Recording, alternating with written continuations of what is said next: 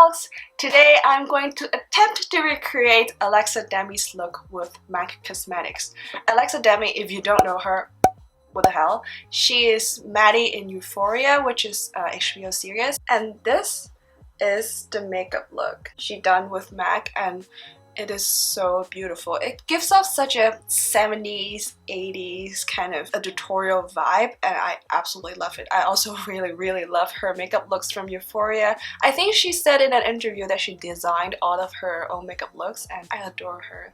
She is so charismatic, and I'm not even half, quarter, 1/10. I'm nowhere anywhere near as gorgeous as her, so I'm not sure how this look would turn out on me. Yeah, that's what we're doing today. I hope you guys enjoy this video, and let's go. I just want to let you know, this is the second time of me filming this because the first look didn't turn out quite right, so my hair looks a little different.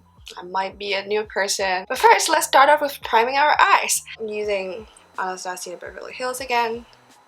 What else do I use nowadays? Because the eyeshadow look actually spreads all till the brow bone and onto the lower lash line, I'm going to prime the whole socket area. Now that we've primed our lids, I'm going to put down a blue base, and for that I'm going to use Cool Mood by Linda Hallberg, which is a really nice cobalt blue color. And then I'm just picking it up on a brush because it's easier to diffuse that way. And applying it really high above the crease. My eyes are not as deep set as Alexi, but I feel like I can cheat my way to it, so let's try. The point here is to leave the whole lid area open so that we can lay the shimmery silvery white shadow there, and in the photo, it takes up quite a lot of space on the lid. Next, we will start with the shimmer because this look is sparkly. And for that, I'm going to use Vivid Sapphire by Stila. It's a little deeper, but we'll lay another blue color on top to lighten it. So again, very high above the crease. And for this color, I'm just patting it on because I think it works better with a patting motion. I know it looks crazy like this, but it will all come together, I promise. I do look really crazy. Anyway, that's because I am.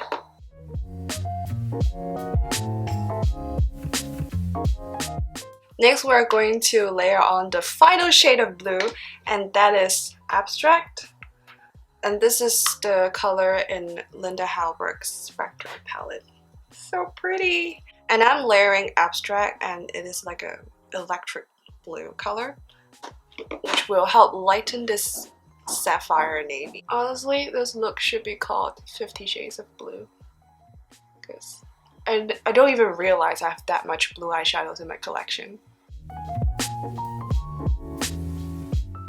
As you can see, after we layered like 3,000 layers of blue eyeshadow, it sort of had this beautiful shimmery dimension, and I also blended out to the inner corners a little bit so that it looks more like a very round shape all over the socket. And I also noticed that the edges are a little bit, just a teensy tiny bit blended out, so we're going to do that after we put on our foundation. I'm first priming my face with the Kiko Less is Better Fluid Highlighter. Well, it's not actually a primer, it's like a highlighter, but I really like it as a primer. It Cosmetics Love is the foundation brush. This is the fat top. This is the flat top version. I love this brush so much. I don't know what it is about the shape. Like, I know Cosmetics already make really good bristles for their brushes. Like, they're all synthetic, they're super soft, and for some reason the shape just makes it even better. And I'm being very careful not to touch even the outer and inner corners. And now moving on to foundation, I'm using my Sam Size Nude Stick Tinted Cover. And because this color is just a little bit too warm for me, I'm mixing this NYX Color Correcting Primer. If you're an olive skin girl like me, get a green primer and mix it in with all your foundation that are too warm. Because I've watched I forgot her name, but I watched another YouTuber and she explained olive skin tone so well, and I never in a million years knew that olive skin tone is actually more cool undertone, like because blue is a stronger pigment than yellow, because blue plus yellow equals green, which is like the olive tone that we talk about. So if you have a foundation that is too warm, which leans to yellow, get a green primer, mix it in, and you're all good. So you don't have to like hunt for olive foundations, which for some reason nobody makes. I think olive skin tone actually isn't that rare, but mostly because people prefer warm skin tones because it tans better under the sun, right? But to be honest, olive skin tone tans the best because it's like the full neutral tan that everybody wants. And actually, most fake tan, they are green undertone. So guess who's winning? Really just being a bitch here. Alright, next I'm going to conceal, and I'm using a concealer.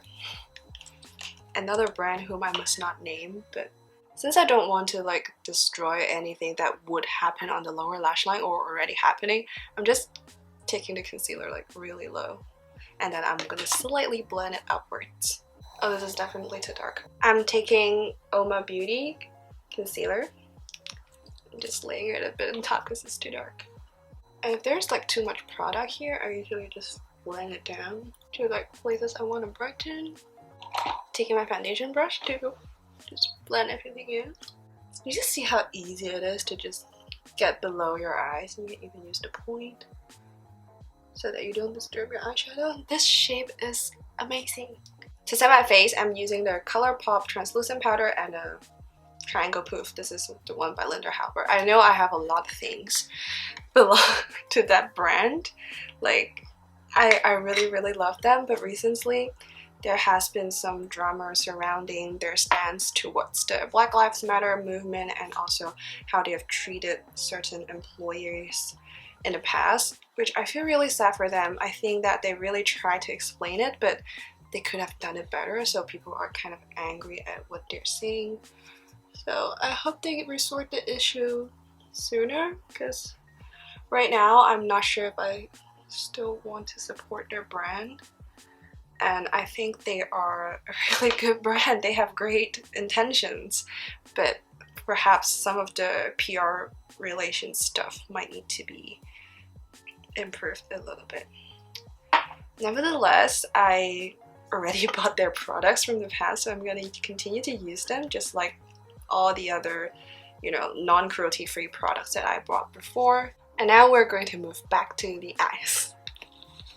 Okay, first of all, I'm going to fill back in my brows, and you can see in the picture her brows are super thin and arched and like really that classic 80s 90s look, I'm not sure if I can do that, but I'll try to make it a little more arched than usual because I don't like my brows to be too arched. I'll try to extend the tail a little further as well because that's how the picture looks. I think they look pretty good for now, or it's the best that I can do. So next up, we're going to finally move back onto the lid.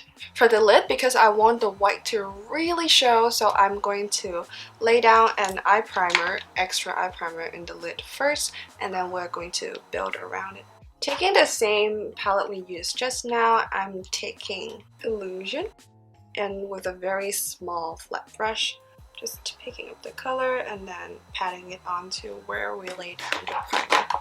And for dramatic effects, I'm going to start patting on the silvery white shadow with my fingers, and then going back with the blue to blend out. I think I'm butchering it. I'm just gonna add a little bit more white.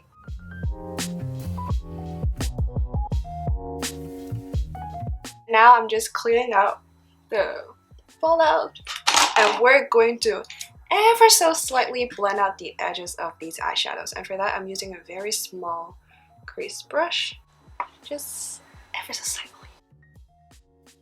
And in the picture there is also this beaming white highlight on the brow bone, so I'm gonna do that with the really small brush that we used just now and picking up the silver white shade.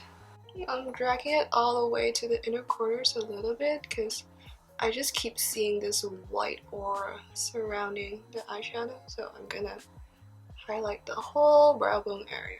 To further clean up the mess that I made all over my face, I'm going to take a very small eyeshadow brush and some powder. And finally, we're going to move on to lashes. Now, I don't have lower lashes and she clearly have fake lower lashes, so I'm just gonna try and fake it with mascara.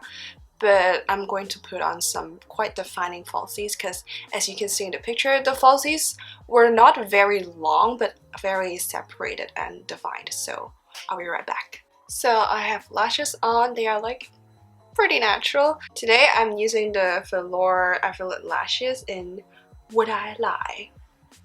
I would. I'm using some mascara to blend in my real and false lashes. And for the lower lashes, I'm using a very lengthening mascara just to try and give that effect. I'm just going to use a bit more of the blue liner on the lower lash line to define it. Now I'm happy about it. So let's finally move on to the face. I'm sorry there's so much Linda Howard in this video, but I'm again using the Linda Howard Infinity palette. This is the lighter version, and I'm using this contour shade to give me those chiseled cheekbones that I do not have. I feel like she didn't have much bronzer on her face, but her nose was flawless. Now, the picture is 100% photoshopped, so I'm not going to get that smooth skin, I'm not going to get that chiseled little cute button nose, but I'm gonna try and contour my nose a little bit. My camera cut off for some reason, but for blush, because we have a lot of cool tones on our eyes, I used a peachy blush, and this is the Flower Beauty Peach Primrose. I only dabbed it very lightly along the top part of the cheeks, so it's not very visible, but it's there. And as for a highlight, I don't know if the highlight on the picture was photoshopped on, because the picture is obviously very heavily edited, but she had a glow, so I have to have it as well. I actually used the highlight in the Infinity palette, and it is called Virgio, this one, and I just packed it on the whole face. So as you can see, it's a very slight sheeny kind of highlight, so it gives off a very, you know, not barely there kind of look. As for lips, this is my new favorite combo, and I used the Wayne Goss lipstick in Lotus, and then I top it off with Jouer's liner in Sable, because in the picture again her liner seems very obvious, so I put the liner before and after the lipstick to give a more defined look. And oh my god, I love this combo, and paired with these eyes, absolutely love it. So this is the final look. It took me so long to figure out what to do. I actually failed like 2 times, and I think this time is the best that I've done it, but there are still parts that need to be improved. So I hope you guys don't mind that this is not exactly the look, but I guess it's pretty close. I don't know, comment down below and let me know. That's all I have for you today. I hope you guys enjoyed this very long, repetitive video, and I will see you guys in my next video. Bye!